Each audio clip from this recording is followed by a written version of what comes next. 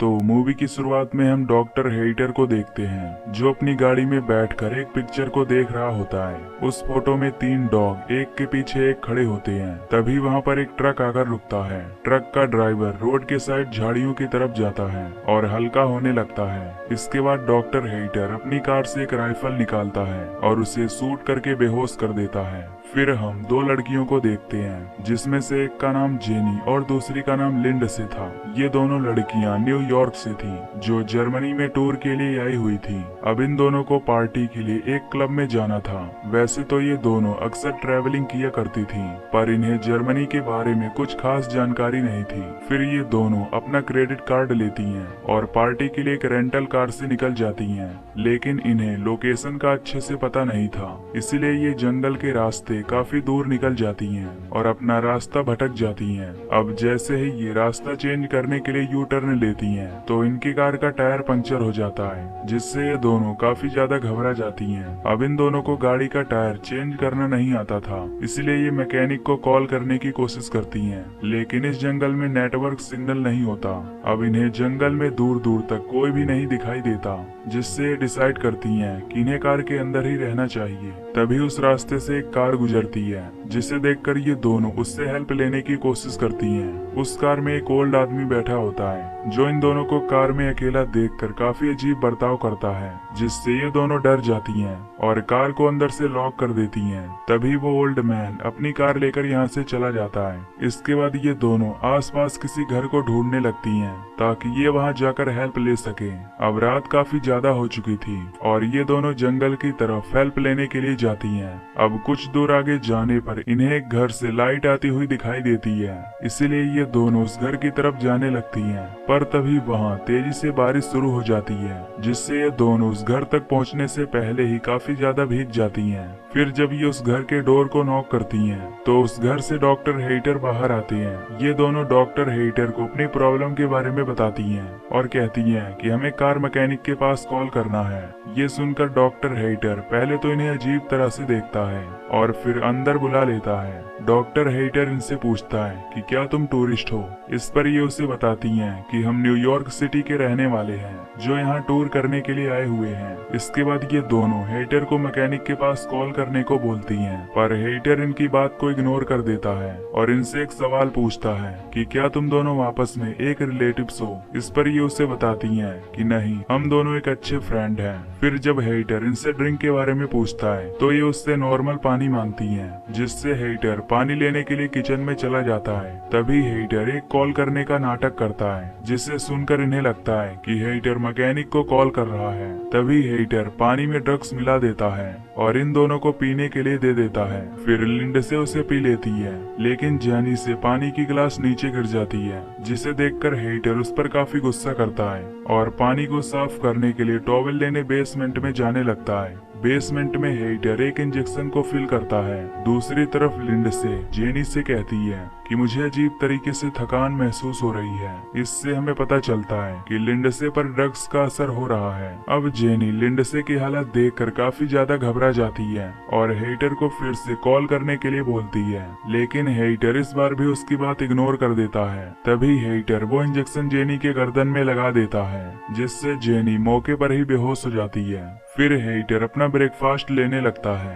तभी जेनी और लिंडसे को होश आता है, जो खुद को हेइटर के लैब में पाती हैं, जहां हेइटर ने इनके हाथ और पैर को बेड से बांध दिया होता है। तभी इन्हें वहां पर एक और आदमी दिखाई देता है, जो वही ट्रक ड्राइवर होता है जिसे हेइटर ने गन से शूट करके बेहोश किया था। अब वहां हेइटर आ जाता है, जो उस ट्रक ड्राइवर को कहता है कि अब तुम्हारे मरने का टाइम आ गया है। ये कहकर हेइटर उसके बॉडी में एक पॉइजन से भरा हुआ इंजेक्शन इंजेक्ट कर देता है, जिससे वो ट्रक ड्राइवर तड़प तड़प कर मर जाता है। फिर हेइटर उस ड्राइवर की डेड बॉडी को अपने गार्डन में ले जाकर दफना देता है। इसके बाद हम देखते हैं कि हेइटर अपनी बेहोशी वाली इंजेक्शन से एक जापानीज आदमी को बेहोश करके अपने घर लाता है। फिर हेइटर उसे अपने लैब में ले जाता है और इन सब को अपना इंट्रो देता है कि वो एक रिटायर्ड सर्जन है। साथ ही वो इन्हें बताता है कि वो किस तरह से इन तीनों को आपस में जोड़ने वाला है, जिसमें सबसे पहले वो इनके घुटने के लिगामेंट्स को तोड़ देगा ताकि ये लोग अपने पैर पर खड़े ना हो पाएं। इसके बाद वो पहले इंसान इंसान के बैक साइड को दूसरे इंसान के मुंह के साथ जोड़ेगा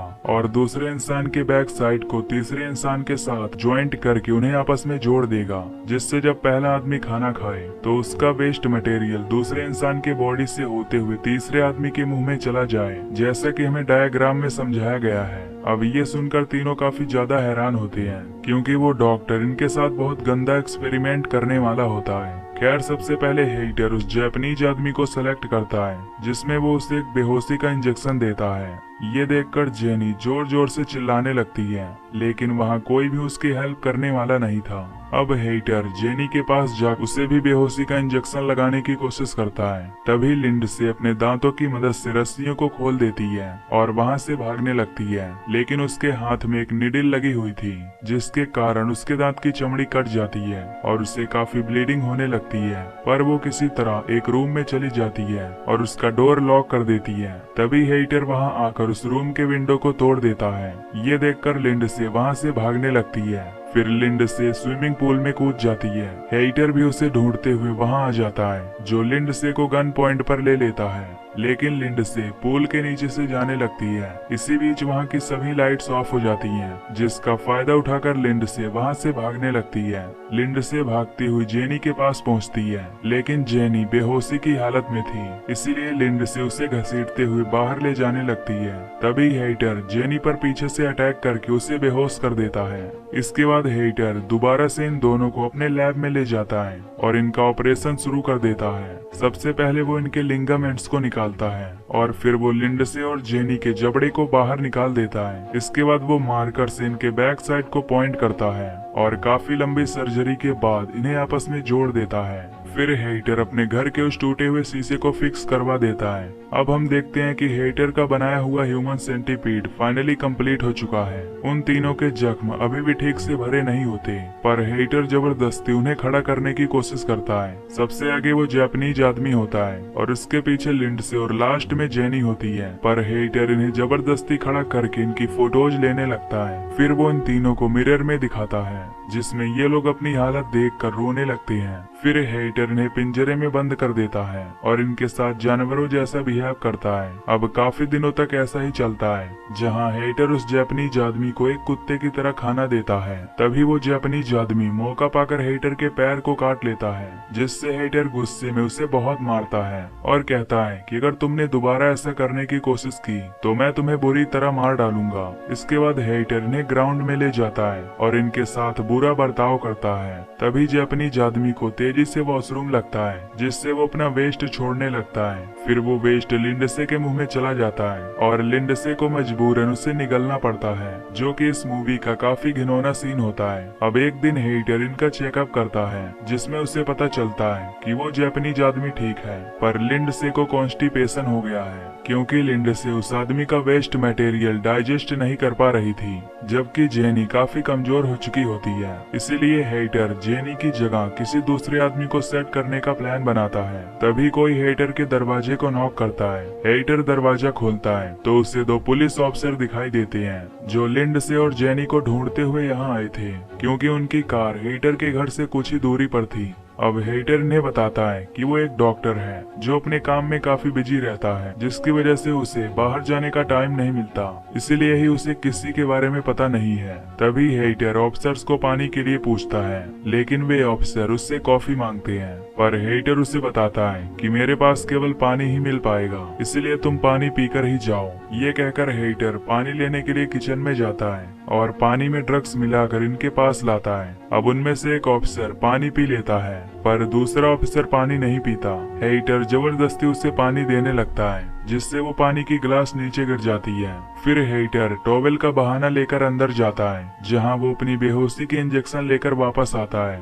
लेकिन तभी वो ऑफिसर उसके इंजेक्शन देख लेता है, जिससे हेइटर अपनी सफाई देते हुए कहता है कि ये इंजेक्शन मैं खुद को लगाता हूँ, क्योंकि मुझे डायबिटीज है। ये सुनकर वो दोनों ऑफिसर यहाँ से चले जाते हैं। अब हेइटर अपने लैब में जाता है, जहाँ उसे ह्यूमन सेंटीपीड नहीं दिखाई देता। तभी वो जापानीज आदमी हेइटर के पैर में एक नाइफ घुसा देता है, जिससे जिससे हेटर नीचे गिर जाता है। फिर वो हेटर के गले को काट लेता है और यहाँ से जाने लगता है। इसके बाद ये तीनों ऊपर जाने की कोशिश करते हैं। अब काफी ज्यादा घाव होने के कारण ये तीनों ऊपर नहीं जा सकते थे, पर ये किसी तरह ऊपर जाने की कोशिश करते हैं, जिससे इनके सर्जरी वाले हिस्से से ब्लीडिंग होने लगती है। लेकिन ये किसी तरह ऊपर आ ही जाते हैं। हेटर भी उठ खड़ा होता है और इनका पीछा करने लगता है। इधर जापानीज आदमी उसी रूम में पहुंचता है जिसका शीशा टूटा हुआ था, क्योंकि इन्हें नहीं पता होता कि हेटर ने ग्लास को चेंज करा दिया है। इसके बाद जापानीज आदमी उस शीशे को तोड़ने की कोशिश करता है, तभी उसके सामने हेटर आ जाता है,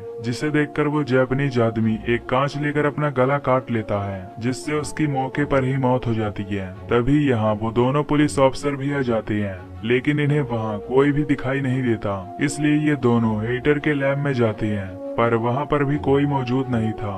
तभी उनमें से एक पुलिस ऑफिसर को ड्रग्स का नशा होने लगता है, जबकि दूसरा ऑफिसर हेटर को ढूंढते हुए दूसरे कमरे में जाता है, जहाँ उसे ये तीनों लोग मिल जाते हैं, जो कि अब ह्यूमन सेंटीपीड बन चुके थे।